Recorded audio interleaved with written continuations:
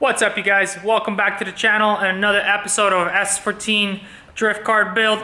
In today's episode, we're going to start assembling the car since the whole chassis has now been officially painted. We're also going to undercoat the underneath the vehicle before we put the suspension on to make it look super tight. And I'm going to try to go over everything on this car that I've already built previously that I didn't get to vlog. So now as we're putting the car back together, I think it's a good time to kind of go over all the details of what parts I used and how we got to where we are now. I got Dwayne over there cleaning the subframes, cleaning all the old dust and any oil spills. Try to get it as clean as possible, and I'm gonna get going on underneath the vehicle here. Just putting some primer on like bare metal from welding, and then we're gonna undercoat the whole underneath the vehicle. Just want to share with you guys the way it looks right now. Kind of have a before and after image.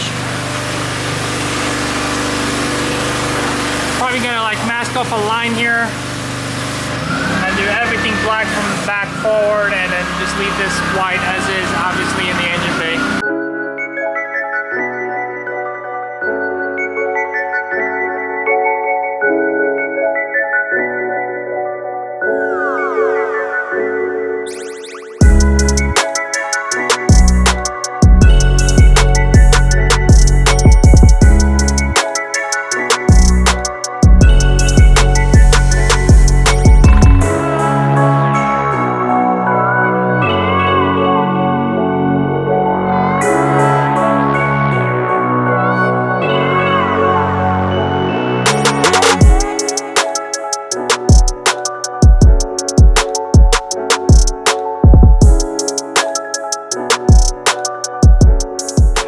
Dwayne over here got everything clean, nice and shiny, or shiny enough we should say. I really wanted to powder coat that rear subframe to match the Bink Industry front, but I just don't think I have the time right now to take this all apart and send it out, wait like a week or two for it to get powder coated. So we're just gonna leave it as is. I do have a long-term plan of possibly doing a quick change on this, so at that point it would need to get repowder coated, so kind of be a waste of money and time right now, so we're gonna leave it alone. And I just finished undercoating the car as well. Just want to show you guys how it looks. Nothing fancy, but it makes a huge difference at the starting point, at least. Obviously after a track day or two there's gonna be a lot of dust accumulation down here, but this will be easier to keep clean. Just rinse it down. The undercoating is a mixture of like a rubberized material, so anything that sticks to it should wash right off. This way at least it kind of looks like a fresh car. Since we are rebuilding the entire thing, I just wanted to start as clean as possible and go from there.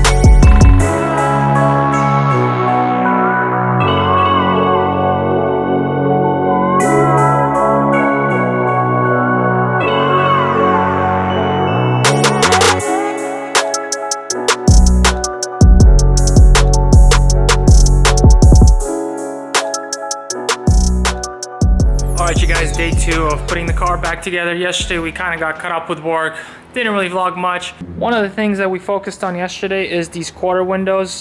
These are plexiglass and they are obviously clear all around, and where the original window sits on the chassis, you kind of see the chassis behind the window. It doesn't look good, so we went ahead and traced the OEM window from the inside of the car, and then we just painted this black to have a final product looking as close to OEM as possible. This is one of the glass that's already done.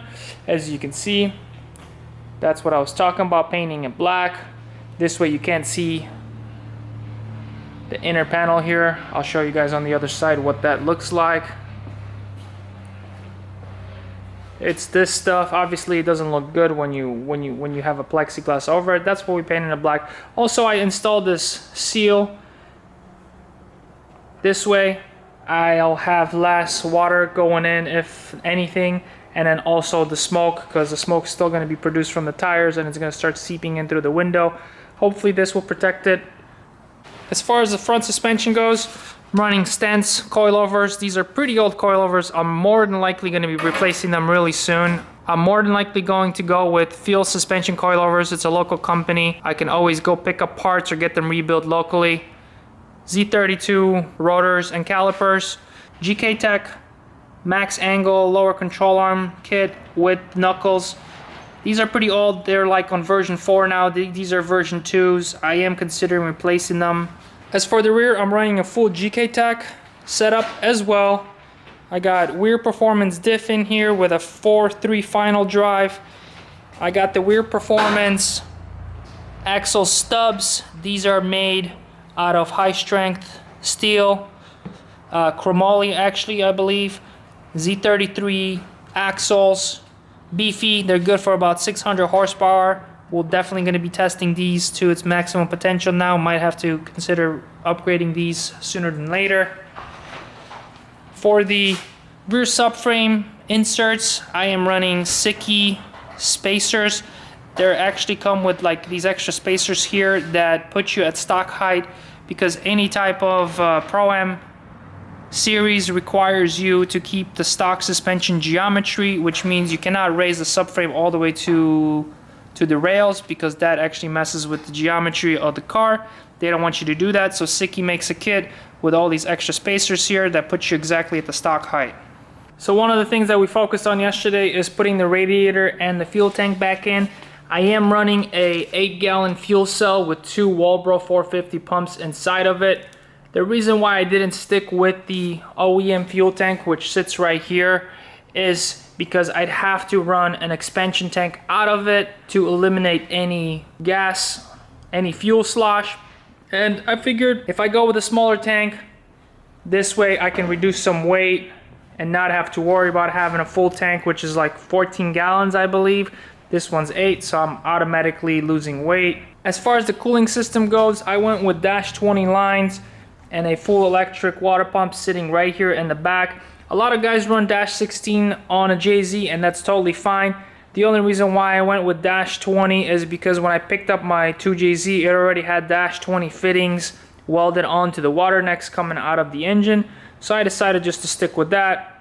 Also, the pump has very big outlets, and putting a -16 would feel like it's just like a restriction. So I try to stick to what the pump was designed around, which is -20. This way, everything flows a lot smoother. Here you can see the -20 lines coming out from underneath the vehicle. They're going to be connected right here to the engine once I put that back in. This is my fuel system. You got the fuel pressure regulator with the return line, and then this is my feed line. These lines are -8. The reason why I went with -8 lines because I wanted to build the car to be E85 capable. I am not running E85 at this moment. I'm running race gas, but if I decide to switch to E85, -8 lines are a necessity, because when you run your engine on E85, you're consuming about 30% more fuel, so the volume has to be there to support it.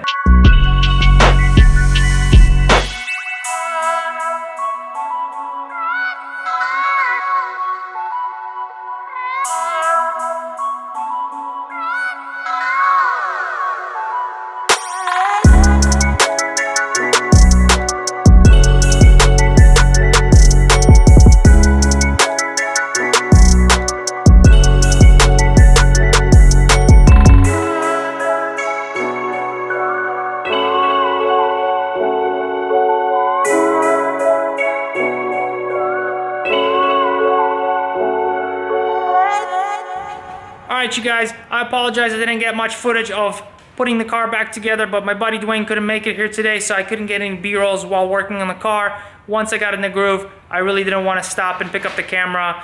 So I did hit my goal. The car is all on 4 wheels, sitting currently on full suspension. All the plumbing underneath the car is done. The fuel system, the cooling system, everything's in place. The whole back of the car is done.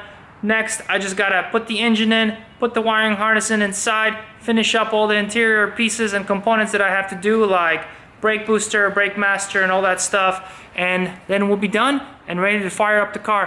Hope you guys enjoy the vlog. If you have any questions with anything I might have missed explaining, comment down below. Hit that like button if you liked the video, and I hope I'll catch you guys in the next one. Peace.